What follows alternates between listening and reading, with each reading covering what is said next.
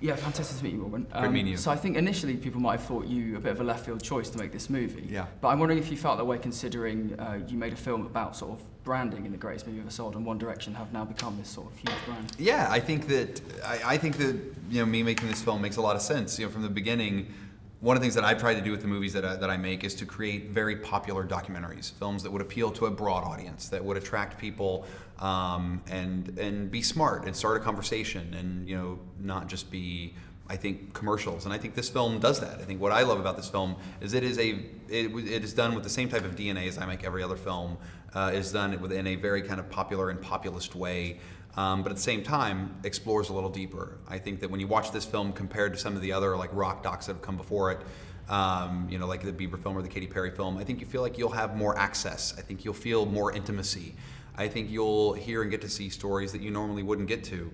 And for me, that was the most important thing, was to kind of take you into a world that you never would get to see. You mentioned the Bieber film and the Katy Perry film. Yeah. Is there any that you watched before? I mean, this massive history of sort of rock movies. I watched almost every music movie that I could think of. I watched every Beatles film. I watched, The Last Waltz, which is one of my favorite films. I watched U2 3D again, which I think up to this film was probably the best concert 3D I've ever seen.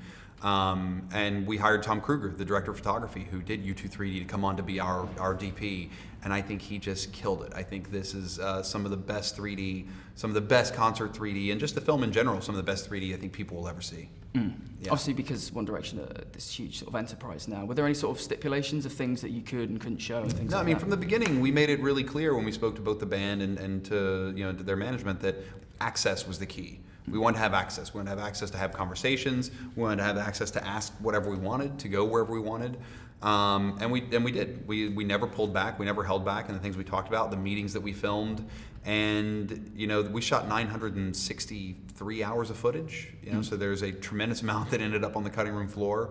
So no, there will be a DVD. We're working on that right now. I mean, there'll probably be at least, I'm guessing, 45 minutes to an hour of bonus footage on that when that comes out in later in the year. And then, we'll see, like a box set of like more bonus DVD features. Yeah. But I think we've told the best story about them at this moment that we possibly could. I wanted to ask you about the fans as well. Obviously, it's so important to the band, and you feature them Absolutely. a lot in here. I wondered how, having made like a Comic-Con movie, and that's a very specific type of fan base, are there similarities or differences between those kind of people who are enthusiastic? Well, I think the fact that you bring that film up, I think that's one of the reasons why I got this job, was because of the Comic-Con film. One, because I think the respect that it showed the fandom, that the fact that the Comic-Con was made with a tremendous amount of love and respect towards fans of whatever your genre is in the comic book world, and I think that they wanted to make sure that we didn't come in making fun of fans in this film as well, which I would never do as a fan of things myself. But I think also the reason the Comic-Con film helped get me hired is because I proved that I could make a movie that I'm not actually in. And they're like, oh wow, look, he can make a movie that isn't about putting his ugly face all in it. So yeah, we'll give that guy a shot. How much access did you get to Simon Cowell as well? We see him a little bit in the movie, but was he there as a producer a lot that you could talk to? He was there. I mean, he didn't come on set. Like I would see him in Los Angeles. I'd talk to him on the phone. I would fly and show him cuts, to the movie and kind of talk about it. And we sat down at the very beginning, like right when I was hired. He was one of the biggest advocates for bringing me onto the movie. And so, I mean, he and I had conversation about what I envisioned the movie to be, what he, thought what the film should have in it. And so, I mean, he was very much involved. Yeah. Was he a fan of Super Size Me? Has he seen all your stuff before? Yeah, he'd seen that. He'd seen Greatest Movie Ever Sold. He'd seen the TV series that we did years ago called 30 Days. So, I mean, yeah, he was a supporter and a fan.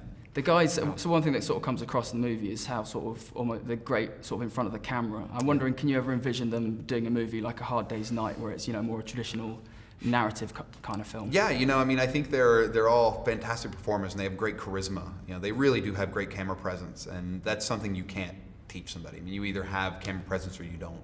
And these guys are very comfortable when cameras are around. I mean, there were times when, even though they're comfortable, where it was awkward as we're like coming into their bedrooms and waking them up in the morning or being around, where they're like, great, so I get no privacy, So the loss of privacy becomes hard, but I could see these guys doing something, much more scripted. A few of them, from Louis, Zane, Niall, they were in musical theater. They wanted to be actors, as younger kids. So I think they could definitely make that jump.